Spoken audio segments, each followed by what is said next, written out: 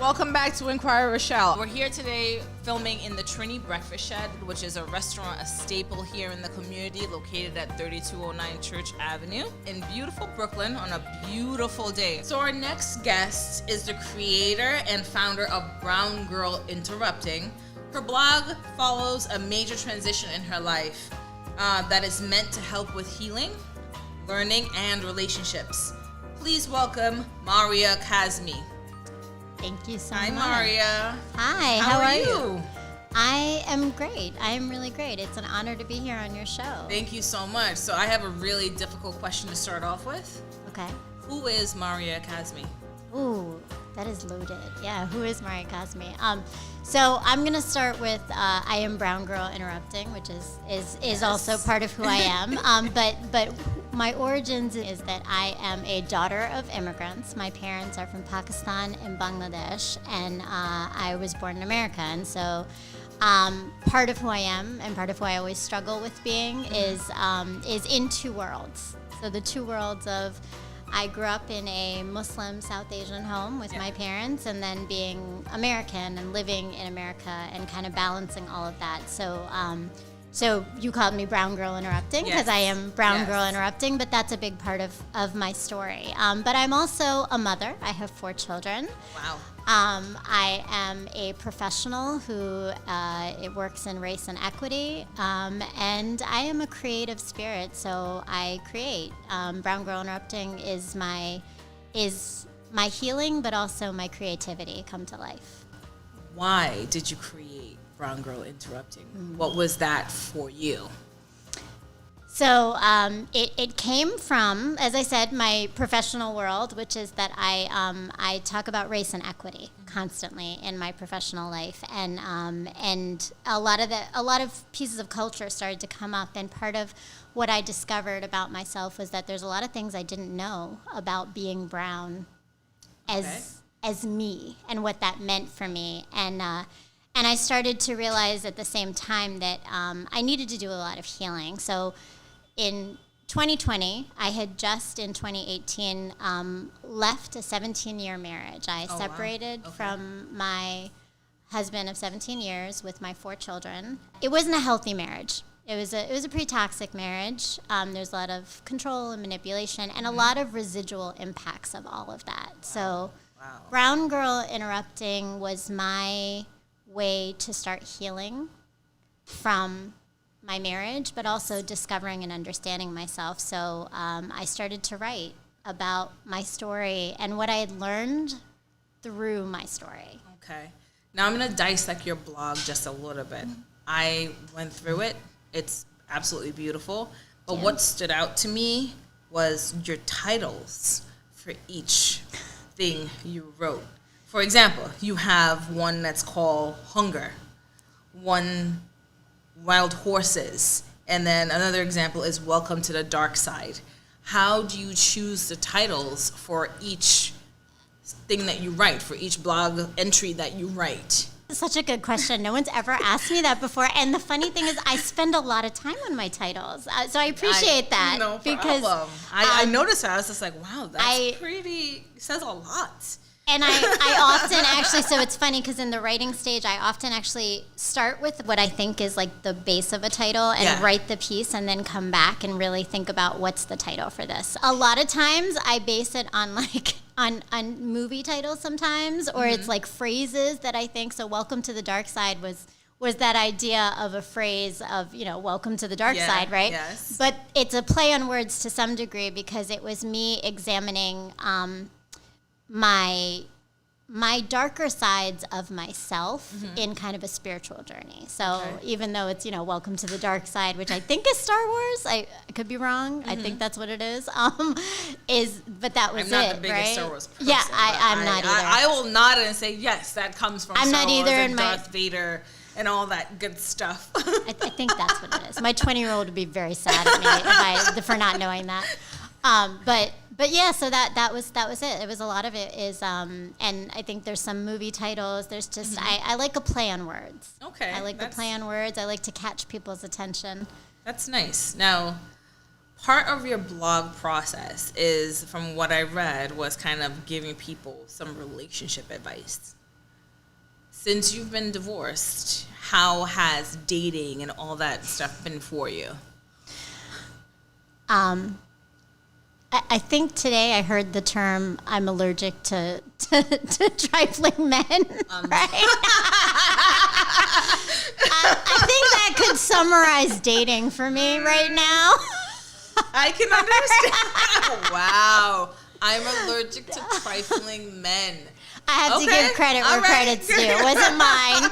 It wasn't mine, but I would say guess who actually said that.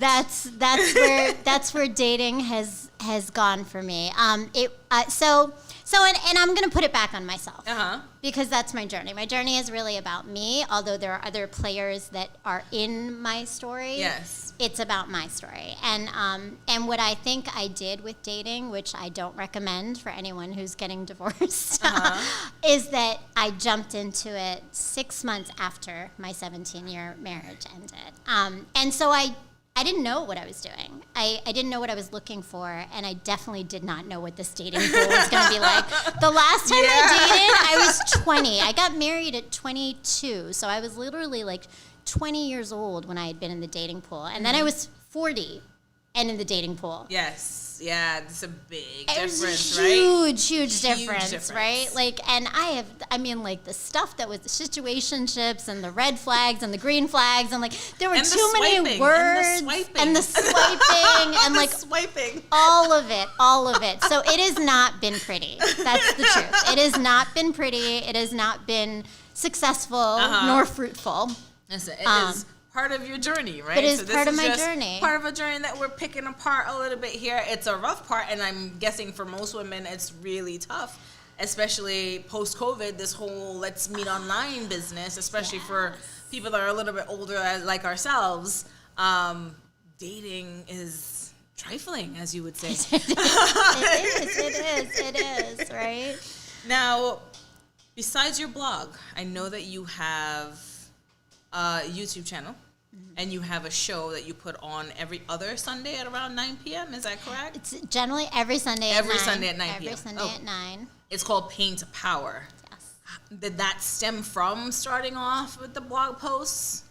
So yeah, actually, so I started the blog in 2020, and it was very tiny. It was literally like I made my own website and I sent like 5 friends the website link and I was like, here's some things I wrote, right?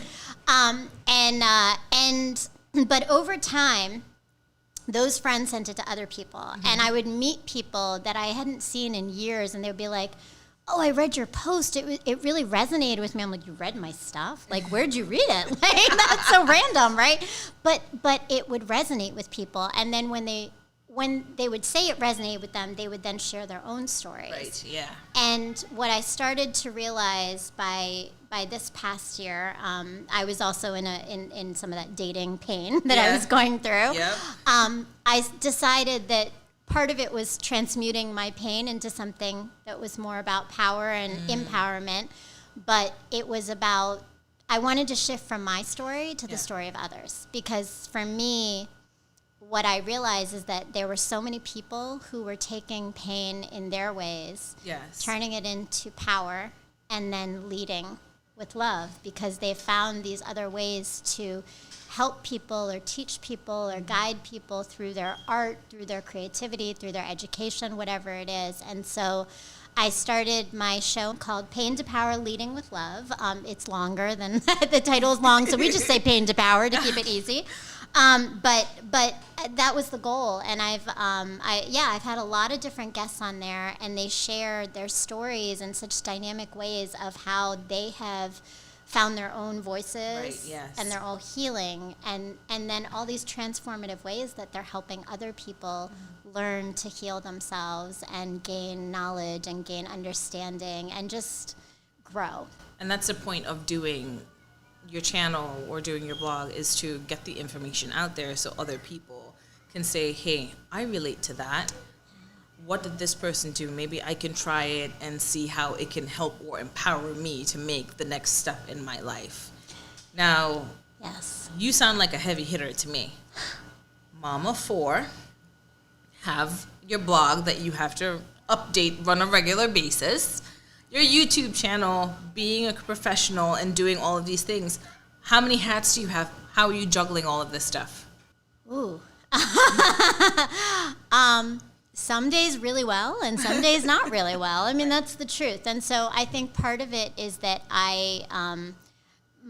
all of these creative venues are very much authentically me. So it means that I'm very if I'm not doing it well, I'll say I'm not doing it well. Right. And so part of, I think, the freeness or the freedom to be able to say I'm imperfect has made it easier to juggle things because I don't have to be perfect in everything. Yes. And I will say I've let go of that. And I try to balance my life. So when I'm professional, and when professional turns off, I'm mom. So every other weekend, I'm very much just with my children, for my children, until Sunday night at 7 o'clock when I'm getting ready for the show, and I'm like, okay, now you're in bed, and now I'm brown girl interrupting, right? I literally shift my hats. But I think a lot of it is that I've learned to also listen to my body. And slow down when I need to, and take breaks when I need to, and pace myself. I don't have to be everything all the time for everyone. That's very true. And you always have to take time for yourself and make sure that you are a priority in your life, even though you're doing so many different things that demand your attention. Yes, and I think honestly, as women, we don't do that a lot. That is very true. And women with children, because you get lost in your kids, and sometimes you lose your identity and you lose who you are. Yeah. So it's very important to take that time to remember who you are and remember what you like and why you're doing the things that you're doing. Yeah, I love that. So I have a mantra that I say to myself, which is exactly that. It's remembering who you are is how you take your power back. Yes. And it is my empowerment space, right? That's that reminder of who we are. And we're all these dynamic, amazing women. I've seen some of the people you've had on this show. There's amazing, dynamic women, right? Thank you very much. And that's what it is. It's the power in being authentically us. Yes. And showing up in that way, not necessarily perfect, but just authentic and real.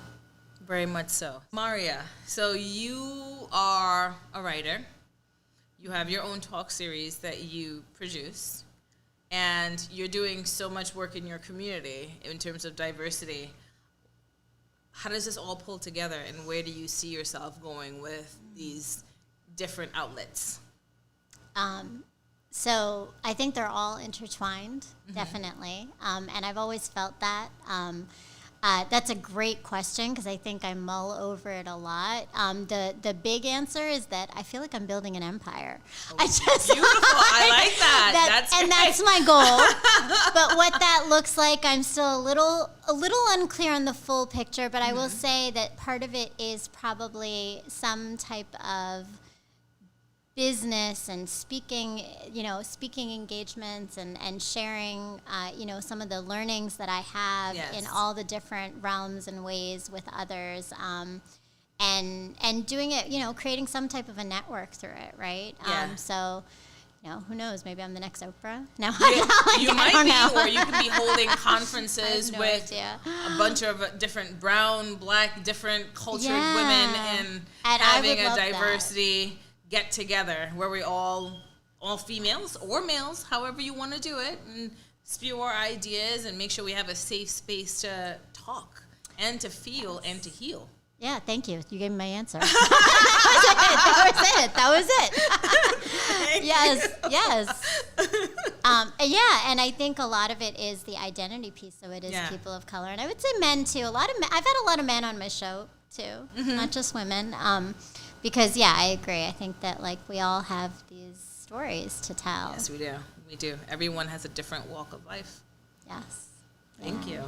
So I'm just going to read something to you really quickly.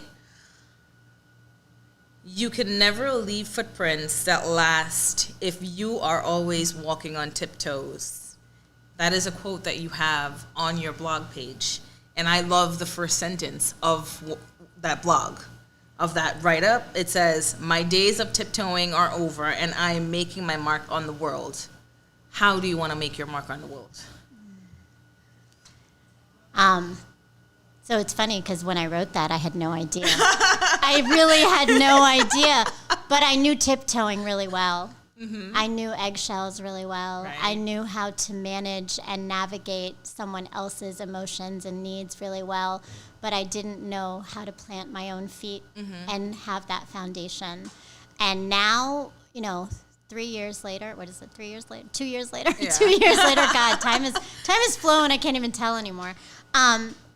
I think for me, it's the impact of healing in different ways, of recognizing and knowing how to heal through community, through storytelling. Yeah. Whether it's my story being told or someone else's story being told, it's the power of humanity through understanding stories of individuals and their paths and the dynamic experiences we all have that create difference, but also that create collective experiences too, right? Like there's that similarity and that resonation that people have with each other. And for me, that's it. I think in my home, I actually have a plaque I made that says Ubuntu, because to me, that's what it is. I am because we are. That's beautiful. That's absolutely beautiful.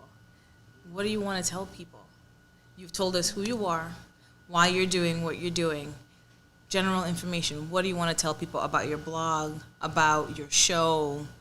I know it's extremely important to you. You seem very, very passionate about it. But if I was scrolling through different websites and I'm looking for something to say, hey, I need this healing right now, what would you say about your blog that would entice people to say, I want to check this person out? So I think what makes maybe my blog unique in my mind is that it is healing, but it's also really like raw and real in terms of it's not pretty.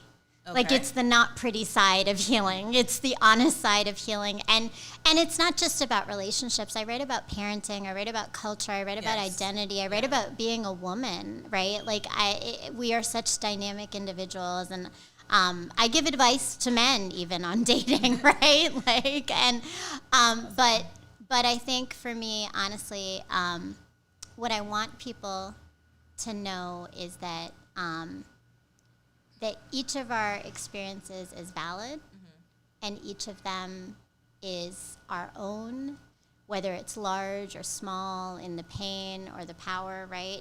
It's all part of our journeys and our stories, and that we heal through sharing those, and we heal through listening to others through it. So I hope that you all go and you read my blog and you take something away and you comment and you like and share and all the good things. And definitely check out my story on Pain to Power on you'll find me on Brown Girl Interrupting on YouTube. And my show really, again, showcases a lot of really dynamic individuals and their stories. So I think it's learning through storytelling probably is my biggest piece, and the power of that. And you do such an amazing job of that. Thank I have you. To say, Rochelle, like this show is beautiful in that way as well. Brown Girl Interrupting had me last night. I was reading through it and I was just like, this is so real. And I can relate to some of it. I can definitely relate to some of it, but I thank you so much for being on my show.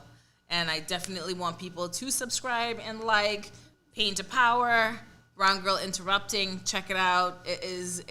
It can be life-changing. So, Maria, thank you so much for being on my show, and we'll see you next time. Thank you. It was an honor to be here. Our next performer on Inquirer, Rochelle, needs no introduction. He's performed for us once or twice before. He has 2 new songs that he wants the world to know. So please join me in welcoming Paperboy Reckless to the show. Hello. Thank you for being here. No problem. How are we doing today? Amazing, now that I'm here. Perfect. We haven't heard anything from you in a while. What's been going on?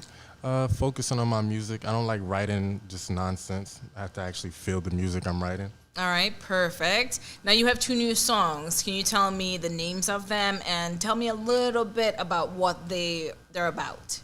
Okay, I have a new song called Jouet. That's for the Haitians, for the Zoes, if you know, you know. Y'all Americans can have it too, you know. I'm not going to hide it from y'all. Just to let you know, I was saying J-Wet. And Jouet. that's surely not how you pronounce it. Jouet. Jouet, yes. Perfect. And what's that about? It's like a Haitian song. It's for the Zoes, but Our Turn is more for the American side of people. If you like down south flow, that's for, yeah. I'm gonna have a little surprise drop also. That's gonna be on the new. That's gonna be weird. Okay, and then your second song is called? Our Turn. Our Turn? Yeah. Now, what's that one about? That one is the down south flow for the Americans that want to listen to like a Lil Baby or let's say like the Baby type flow. Okay. Do these songs have any personal meaning to you? Yes, they're storytelling a little bit. I like writing, letting people know what's going on in the day-to-day life. Also, if you can relate in your neighborhood, that's the biggest factor. Okay, all right. Well, I'm excited to hear the new music. I'm sure the people are excited to hear your new music, so we're going to get it going. And what's the first song you're going to perform for us today? Today, I'm going to actually let you guys hear Our Turn first for the American side, and then I'll let you guys hear Jouet afterwards so you guys can enjoy your time. I hope you all are ready to party. We're going to give it up for Paperboy Reckless today. The stage is all yours.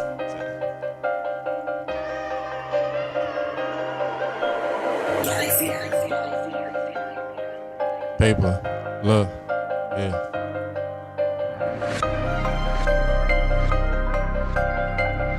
Come in smooth.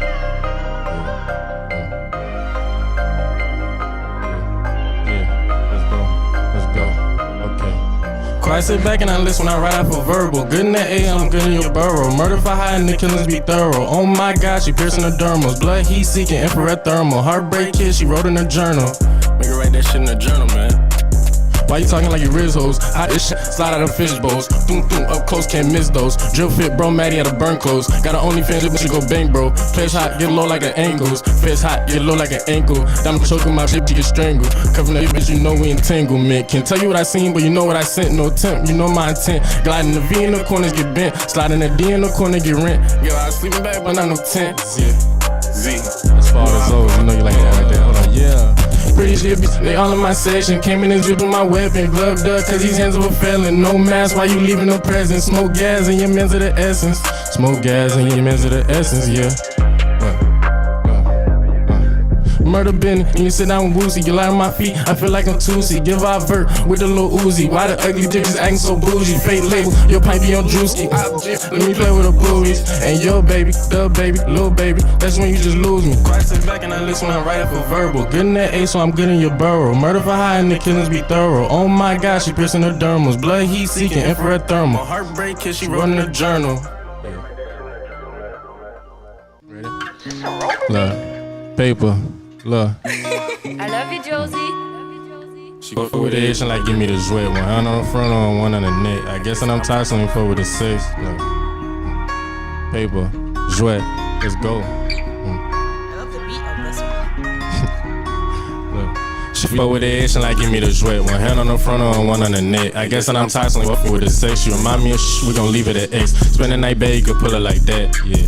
You can pull it like that. Peep game back door with an XD. Sneaking loud, she turn on my bestie. Got a big Argentina when they kick it like Messi. Launching on text, now funny, you don't text me. Pull up in the ski, better be in some sexy. What?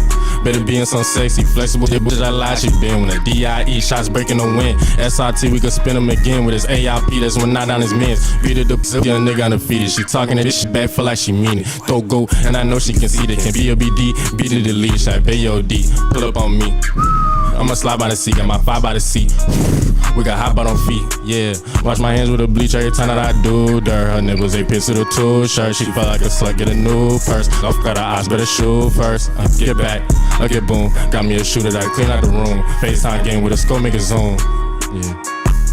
Alright, well, those were the 2 songs by Paperboy Reckless, Jouet, am I pronouncing it correctly? Jouet. And Our Turn. Thank you so much for your performance today. Now, how can everyone follow you on social media? What do you have going on?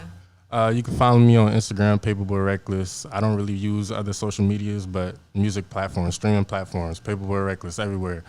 TikTok, Instagram Reels, all that. You can use my audios. All the songs gonna be out, visuals coming out. Stay in tune. We coming. All right, perfect. Thank you so much for being here. Give it up for problem. Paperboy Reckless.